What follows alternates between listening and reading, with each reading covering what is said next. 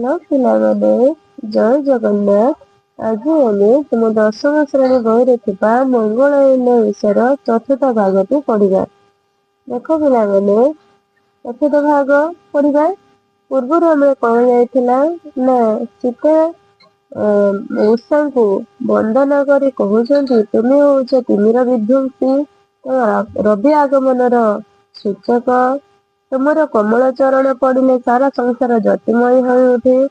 से पाद पद्म प्रणाम करी कहते हे उषा देवी तुम्हें रघुवंश शुभ संपादिनी हुआ। आज मैं पढ़ा अष्टमता पर पदटी पढ़ा।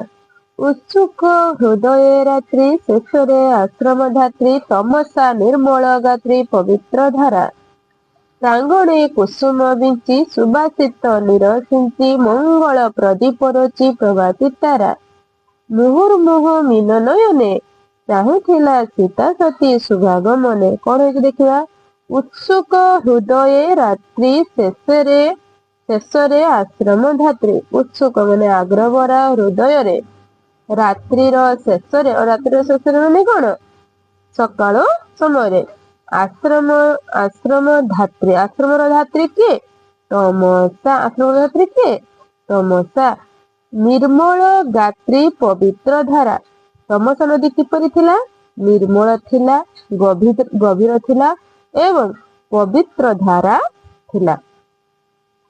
साधारणतः मुनि ऋषि मानकर आश्रम नदी करणरे होइथाय तेणु वाल्मीकि आश्रम मध्य तमसा नदी कूଳରେ होइछि। कारण तमसा नदी तांकर समस्त प्रकार जो स्नान रोषेई आदि कार्य साहाय्य करथिला तेणु तांको आश्रमर धात्री बोली कहा जाउथिला। काहाको ना तमसा को आश्रमर धात्री के तमसा। प्रांगणे कुसुम बिंची सुबासित निरसिंची अर्थात ये तमसा नदी कौन करुथिला प्रांगणे कुसुम बिंची अर्थात सीता देवी स्वागत निमंते से कौन करुथिला ना प्रांगणे तार अगणार कुसुम को लुचुथिला। आउ कौन करथिला सुबासित निरसिंची सुबासित जल को सिंचन करुथिला स्वागत पाई कहार ना सती शिरोमणि सीतांकर सुबासित निरसिंचुथिला स्वागत पाई।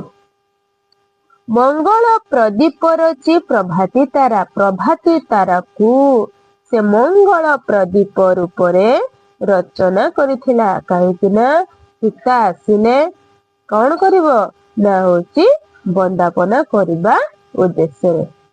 मुहुर्मुह मीन नयने चाहूथिला सीता सती शुभागमने। मुहुर्मुह मीन नयने मुहुर्मुह माने बारंबार मीन नयन रे चाहूथिला किए चाहूथिला तमसा नदी कौन पाई चाहूथिला ना सीता सती शुभागमने अर्थात सती सीतांकर शुभ आगमन को चाहूथिला। शुभ युक्त आगमन शुभ आगमन अर्थात शुभागमने अच्छी शुभागमने अर्थात शुभ युक्त आगमने। मुहुर्मुह मीन नयने जो साधारणतः नारी मानकर चक्षु को मीन नयन सहित तुलना करा जाए आ मृग नयन सहित तुलना करा जाए। एथि तमसा को नारी रूप में कवि सजाइछंती तेणु तमसार नयन को मीन नयन सहित तुलना करिछंती।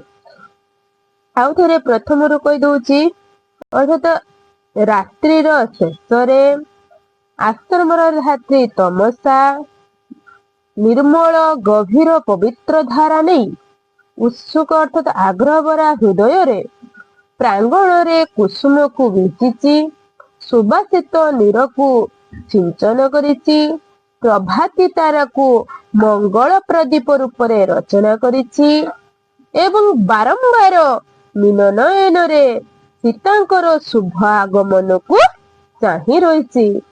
एटा आमे अष्टम पदटी एबे सारिले तापरे पढ़िया। उट्टचु तापस कन्या गणक आदर बन्या प्लावने जगत धन्य सती रतन ବାହାରି ଅବଗାହନେ ଅନୁକମ୍ପାଙ୍କ ଗହଣେ ତମସା ଧାର ବହନେ କଲେ ଗମନ। ସତୀଙ୍କି ତମସାଙ୍କରେ ଘେନି ସ୍ନେହେ ଆଲିଙ୍ଗିଲା ତରଙ୍ଗ କରେ। କଣ ହେଇଛି ଦେଖିବା। ଉଟଜୁ ମାନେ ପତ୍ର କୁଡିଆରୁ ଅର୍ଥାତ ପତ୍ର କୁଡିଆ ଉଟଜ ମାନେ ପତ୍ର କୁଡିଆ। ତେଣୁ ପତ୍ର କୁଡିଆରୁ ଯୋଉ ମୁନି ଋଷି ମାନଙ୍କର ଆଶ୍ରମ କିପରି ହୋଇଥାଏ? ପତ୍ର କୁଡିଆ ରୂପକ ହୋଇଥାଏ। ତ ତାପସ କନ୍ୟାଙ୍କ ଗଣଙ୍କ ଅର୍ଥାତ ତାପସ କନ୍ୟା ଗଣ ଅର୍ଥାତ ବହୁ ବଚନରେ ଏଟା ରହିଛି। ତେଣୁ ତାପସ କନ୍ୟା ମାନଙ୍କ ଆଦର ବନ୍ୟା ପ୍ଲାବନେ ଆଦର ରୂପକ ବନ୍ୟାରେ ପ୍ଲାବିତ ହୋଇ ଅର୍ଥାତ ସିକ୍ତ ହୋଇ କିଏ ନା ଜଗତ ଧନ୍ୟା ସତୀ ରତନ ସତୀ ଶିରୋମଣି ସୀତା ଜଗତ ଧନ୍ୟା ସୀତା ସତୀ ରତନ କଣ ହେଇଯାଇଛନ୍ତି? ଆଦର ରୂପକ ବନ୍ୟାରେ ପ୍ଲାବିତ ହେଇଯାଇଛନ୍ତି। କାହାର ଆଦର ରୂପକ ବନ୍ୟା? ନା ତାପସ କନ୍ୟାଙ୍କ ଗଣ ଅର୍ଥାତ ତାପସ କନ୍ୟା ମାନଙ୍କର ଆଦର ରୂପକ ବନ୍ୟାରେ ଓଦା ହେଇଯାଇଛନ୍ତି, ପ୍ଲାବିତ ହୋଇଯାଇଛନ୍ତି, ସିକ୍ତ ହୋଇଯାଇଛନ୍ତି।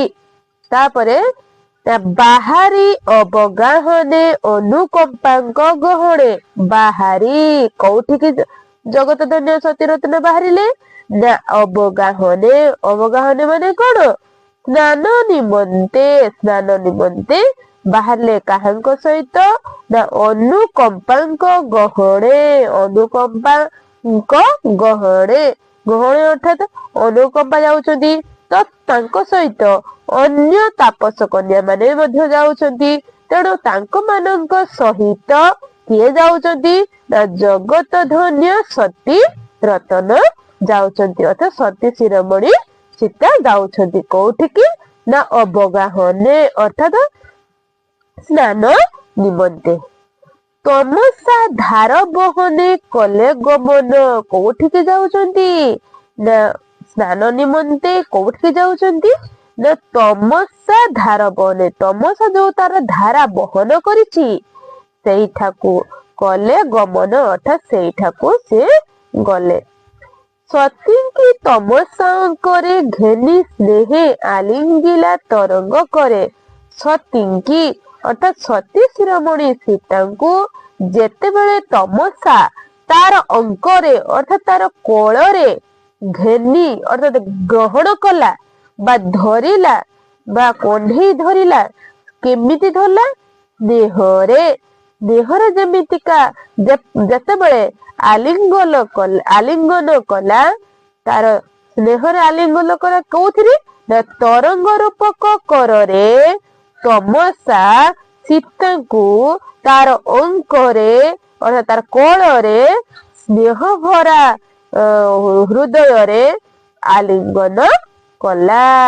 ଆଉ ଥରେ କହିଦଉଛି ଅର୍ଥାତ ଯୋଉ ପତ୍ର କୁଡିଆରୁ ଅର୍ଥାତ ଯୋଉ ପତ୍ର କୁଡିଆ ରୂପ ଆଶ୍ରମରୁ ତାପସ କନ୍ୟା ଗଣଙ୍କ ଆଦରର ବନ୍ୟାରେ ସୁଅ ଛୁଟୁଥିବା ପ୍ଲାବିତ ହୋଇ ଆଦର ରୂପକ ବନ୍ୟାରେ ପ୍ଲାବିତ ହୋଇ ଅଦା ହୋଇ ଜଗତ ଧନ୍ୟ ସତୀ ରତନ ସ୍ନାନ ନିମନ୍ତେ ଅନୁକମ୍ପାଙ୍କ ଗହଣରେ ସେ ତମସା ନଦୀକୁ ଗମନ କଲେ। ସତୀଙ୍କୁ ଯେତେବେଳେ ତମସା ଯେତେବେଳେ ତାର ତରଙ୍ଗ ରୂପକ କରରେ ଆଲିଙ୍ଗନ କଲା ସେ ନିଜକୁ ଧନ୍ୟ ମନେ କଲା। ଏବେ ଆମେ ପଢିବା 10ମ ପଦଟି।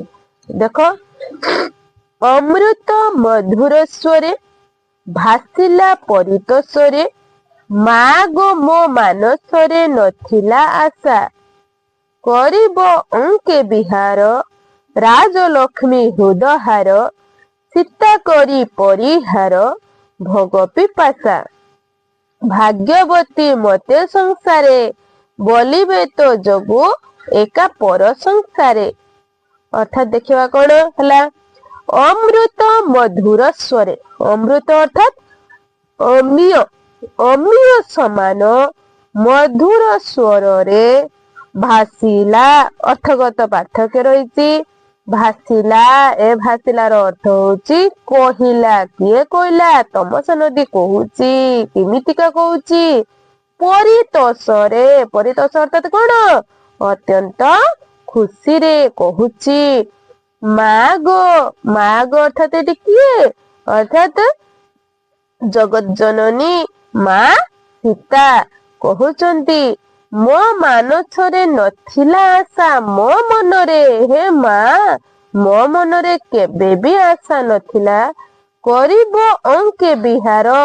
ତୁମ ଅଙ୍କରେ ତୁମ କଳରେ ବିହାର କରିବୁ ବୋଲି, ଲୀଳା ଖେଳା କରିବୁ ବୋଲି ମାଗୋ ମୋ ମନରେ କେବେ ବି ଆଶା ନଥିଲା। ରାଜଲକ୍ଷ୍ମୀ ହୃଦହାର ସୀତା କରି ପରିହାର ଭୋଗ ପିପାସା। ଅର୍ଥାତ ଭୋଗ ପିପାସା କୁ ସମସ୍ତ ଭୋଗ ପିପାସକୁ ସତୀ ଶିରୋମଣି ସୀତା ଅର୍ଥାତ ଯୋଉ ଅଯୋଧ୍ୟାର ରାଜଲକ୍ଷ୍ମୀ, ଅଯୋଧ୍ୟାର ହୃଦୟର ହାର ସୀତା ସମସ୍ତ ଭୋଗ ପିପାସକୁ ଦୂର କରି ମୋ ଅଙ୍କରେ, ତମସା କହୁଛି ଯେ ମୋ ଅଙ୍କରେ ବିହାର କରିବେ ବୋଲି ଏକଥା ମୁଁ କେବେ ଭାବିନଥିଲି ରେ ମା। ଭାଗ୍ୟବତୀ ମତେ ସଂସାରେ। ଭାଗ୍ୟବତୀ ମତେ ସଂସାରେ ବୋଲିବେ ତ ଯୋଗୁ ଏକା ପର ସଂସାରେ। ରେ ମା, ହେ ମା, ସତୀ ଶିରୋମଣି ସୀତାଙ୍କୁ କହୁଛି ତମସା, ହେ ମା, ମତେ ଏ ସଂସାର ମତେ କଣ କହିବ? ତୋ ଯୋଗୁ ଏକ ପ୍ରଶଂସାରେ କହିବେ ଯେ ମୁଁ ହଉଛି ଭାଗ୍ୟବତୀ। ମତେ ସଂସାର ସାରା କହିବେ ବା ବୋଲିବେ ତୋ ଯୋଗୁ ମୁଁ ପ୍ରଶଂସାରେ କହିବେ କଣ? ମୁଁ ହଉଛି ଭାଗ୍ୟବତୀ ବୋଲି। ଆଉ ଥରେ କଣ କହିଦଉଛି? ଅମିୟ ସମାନ ମଧୁର ସ୍ୱରରେ କହୁଛି। କିଏ କହୁଛି? ତମସା ନଦୀ କହୁଛି। ଅତ୍ୟନ୍ତ ଖୁସିରେ ପରିତୋଷରେ କହୁଛି ମାଗୋ ମୋ ମନରେ କେବେ ବି ଆଶା ନଥିଲା। କାରଣ କେବେ ବି ଆଶା ନଥିଲା ଯେ ତୁ ମୋ କୋଳରେ ବିହାର ଲୀଳା ଖେଳା କରିବୁ ବୋଲି। ତୁ ହଉଛୁ ରାଜରାଣୀ, ରାଜଲକ୍ଷ୍ମୀ, ଅଯୋଧ୍ୟାର ହୃଦୟର ହାର ସୀତା। ତୁ ସମସ୍ତ ଭୋଗ ପିପାସାକୁ ଦୂର କରି ମୋ ଅଙ୍କରେ ବିହାର କରିବୁ ବୋଲି ଏକଥା ମୁଁ କେବେ ବି ମନରେ ଭାବିନଥିଲି। ଏଇ କଥା ଯଦି ହେଇଛି ତେବେ ଏ ସଂସାର ମତେ ପ୍ରଶଂସାରେ, ପର ସଂସାର ଅର୍ଥାତ ପ୍ରଶଂସାରେ ମତେ କହିବେ ତୁ ହଉଛୁ ଭାଗ୍ୟବତୀ। ଅର୍ଥାତ ମତେ ଭାଗ୍ୟବତୀ ବୋଲି ଏ ସଂସାର ଗାଇ ଉଠିବ। ଏବେ ଏହି ବିଷୟଟି ସରିଗଲା। ଯଦି ଏଇ ଭିଡିଓଟି ଭଲ ଲାଗିଥାଏ ଲାଇକ୍ କରିବ, ସବସ୍କ୍ରାଇବ କରିବ ଏବଂ ସେୟାର କରିବ। Thank you.